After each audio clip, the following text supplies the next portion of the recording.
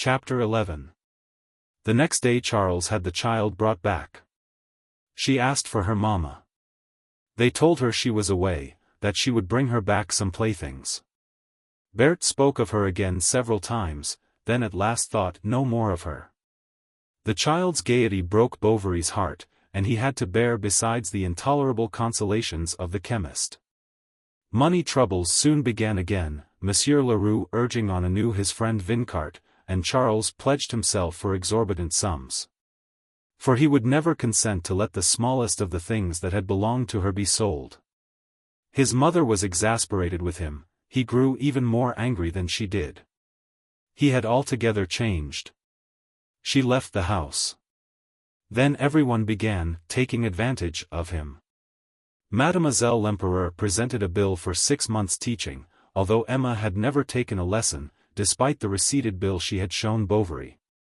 It was an arrangement between the two women. The man at the circulating library demanded 3-year subscriptions. Mère Rollet claimed the postage due for some 20 letters, and when Charles asked for an explanation, she had the delicacy to reply, "Oh, I don't know." It was for her business affairs. With every debt he paid Charles thought he had come to the end of them. But others followed ceaselessly. He sent in accounts for professional attendance. He was shown the letters his wife had written. Then he had to apologize. Félicite now wore Madame Bovary's gowns. Not all, for he had kept some of them, and he went to look at them in her dressing room, locking himself up there. She was about her height, and often Charles, seeing her from behind, was seized with an illusion, and cried out, "Oh, stay, stay." But at Whitsuntide she ran away from Yonville, carried off by Theodore, stealing all that was left of the wardrobe.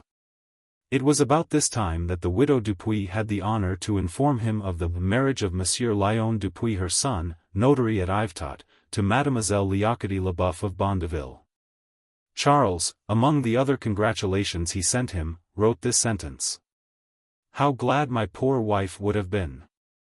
One day when, wandering aimlessly about the house, he had gone up to the attic, he felt a pellet of fine paper under his slipper. He opened it and read, "Courage, Emma, courage. I would not bring misery into your life." It was Rodolphe's letter, fallen to the ground between the boxes, where it had remained, and that the wind from the dormer window had just blown towards the door. And Charles stood, motionless and staring, in the very same place where, long ago, Emma, in despair, and paler even than he, had thought of dying. At last he discovered a small R at the bottom of the second page. What did this mean? He remembered Rodolphe's attentions, his sudden disappearance, his constrained air when they had met 2 or 3 times since. But the respectful tone of the letter deceived him. Perhaps they loved one another platonically, he said to himself. Besides, Charles was not of those who go to the bottom of things. He shrank from the proofs, and his vague jealousy was lost in the immensity of his woe. Everyone, he thought, must have adored her, all men assuredly must have coveted her. She seemed but the more beautiful to him for this, he was seized with a lasting, furious desire for her, that inflamed his despair, and that was boundless, because it was now unrealizable. To please her, as if she were still living, he adopted her predilections, her ideas, he bought patent leather boots and took to wearing white cravats. He put cosmetics on his mustache, and, like her, signed notes of hand. She corrupted him from beyond the grave. He was obliged to sell his silver piece by piece.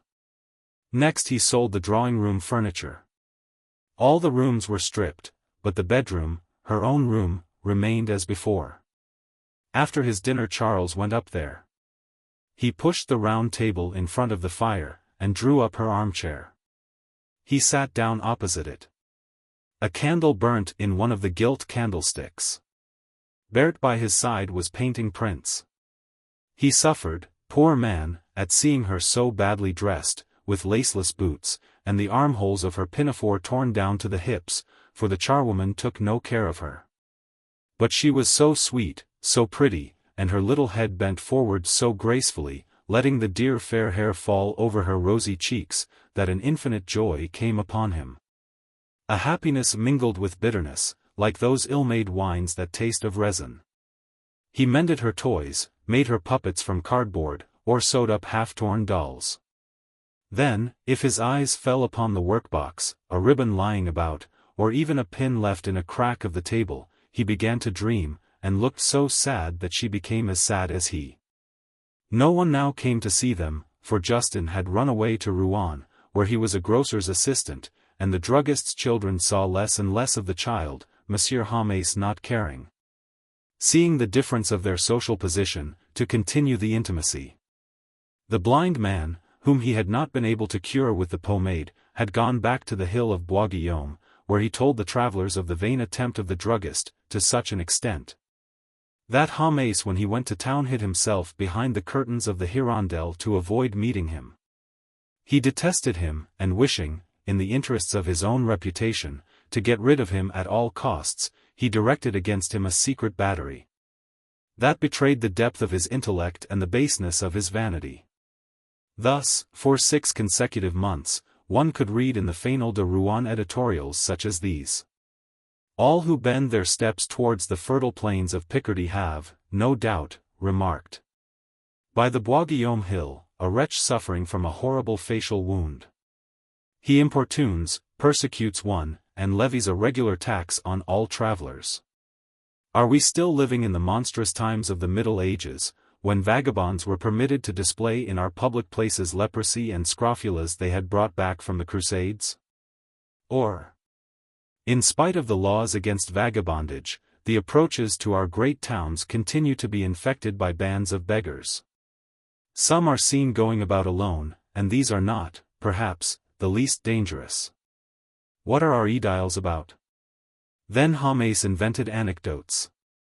Yesterday, by the Bois Guillaume hill, a skittish horse, and then followed the story of an accident caused by the presence of the blind man. He managed so well that the fellow was locked up.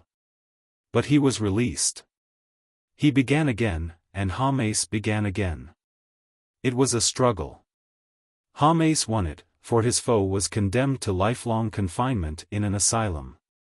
This success emboldened him, and henceforth there was no longer a dog run over, a barn burnt down, a woman beaten in the parish, of which he did not immediately inform the public. Guided always by the love of progress and the hate of priests, he instituted comparisons between the elementary and clerical schools to the detriment of the latter, called to mind the massacre of St. Bartholomew apropos of a grant of 100 francs to the church, and denounced abuses, aired new views. That was his phrase. Hamais was digging and delving, he was becoming dangerous. However, he was stifling in the narrow limits of journalism, and soon a work was necessary to him. Then he composed general statistics of the canton of Yonville, followed by climatological remarks. The statistics drove him to philosophy. He busied himself with great questions: the social problem, moralization of the poorer classes, pisciculture, caoutchouc, railways, etc. He even began to blush at being a bourgeois. He affected the artistic style, he smoked. He bought 2 chic pompadour statuettes to adorn his drawing room. He by no means gave up his shop. On the contrary, he kept well abreast of new discoveries. He followed the great movement of chocolates. He was the first to introduce cocoa and revalenta into the Seine-Inférieure. He was enthusiastic about the hydroelectric pulvermacher chains.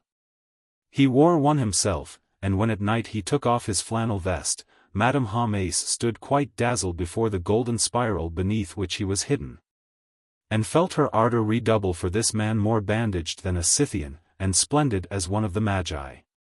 He had fine ideas about Emma's tomb. First he proposed a broken column with some drapery, next a pyramid, then a temple of Vesta, a sort of rotunda, or else a mass of ruins.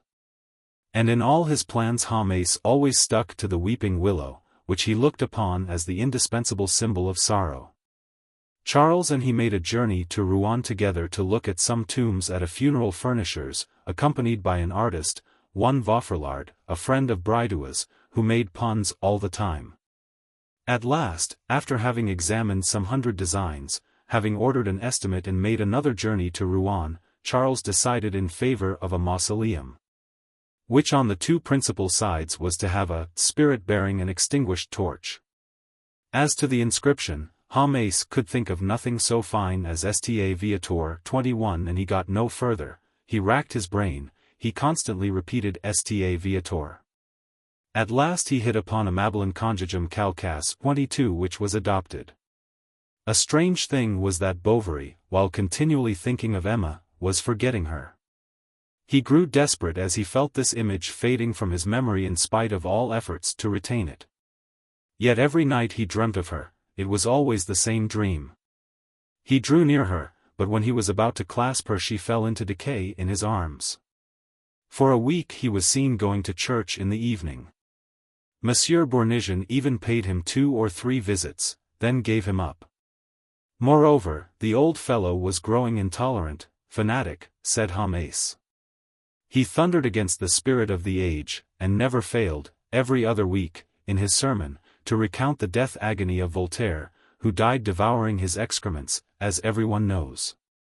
In spite of the economy with which Bovary lived, he was far from being able to pay off his old debts. Leroux refused to renew any more bills. A distraint became imminent. Then he appealed to his mother, who consented to let him take a mortgage on her property, but with a great many recriminations against Emma. And in return for her sacrifice she asked for a shawl that had escaped the depredations of Félicite. Charles refused to give it her, they quarreled. She made the first overtures of reconciliation by offering to have the little girl, who could help her in the house, to live with her. Charles consented to this, but when the time for parting came, all his courage failed him. Then there was a final, complete rupture. As his affections vanished, he clung more closely to the love of his child. She made him anxious, however, for she coughed sometimes, and had red spots on her cheeks. Opposite his house, flourishing and merry, was the family of the chemist, with whom everything was prospering.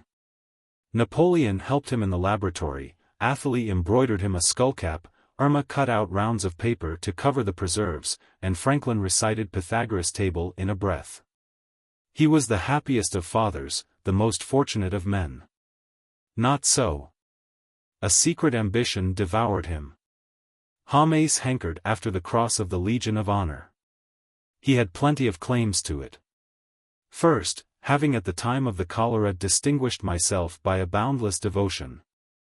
Second, by having published, at my expense, various works of public utility, such as, and he recalled his pamphlet entitled, Cider, its manufacture and effects. Besides observation on the lanigerous plant louse, sent to the Academy. His volume of statistics, and down to his pharmaceutical thesis, without counting that I am a member of several learned societies, he was member of a single one. In short, he cried, making a pirouette, if it were only for distinguishing myself at fires. Then Haumais inclined towards the government. He secretly did the prefect great service during the elections. He sold himself, in a word, prostituted himself. He even addressed a petition to the sovereign in which he implored him to do him justice. He called him our good king, and compared him to Henri IV. And every morning the druggist rushed for the paper to see if his nomination were in it. It was never there. At last, unable to bear it any longer, he had a grass plot in his garden designed to represent the star of the Cross of Honor with 2 little strips of grass running from the top to imitate the ribbon. He walked round it with folded arms, meditating on the folly of the government and the ingratitude of men. From respect, or from a sort of sensuality that made him carry on his investigations slowly, Charles had not yet opened the secret drawer of a rosewood desk which Emma had generally used. One day, however, he sat down before it, turned the key, and pressed the spring. All Lyon's letters were there. There could be no doubt this time. He devoured them to the very last, ransacked every corner, all the furniture, all the drawers, behind the walls, sobbing, crying aloud, distraught, mad. He found a box and broke it open with a kick. Rodolphe's portrait flew full in his face in the midst of the overturned love letters. People wondered at his despondency. He never went out, saw no one, refused even to visit his patients. Then they said, he shut himself up to drink. Sometimes, however, some curious person climbed onto the garden hedge, and saw with amazement this long-bearded, shabbily clothed, wild man, who wept aloud as he walked up and down. In the evening in summer he took his little girl with him and led her to the cemetery. They came back at nightfall, when the only light left in the place was that in Binet's window.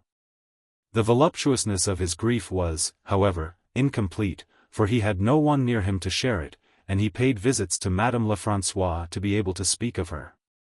But the landlady only listened with half an ear, having troubles like himself.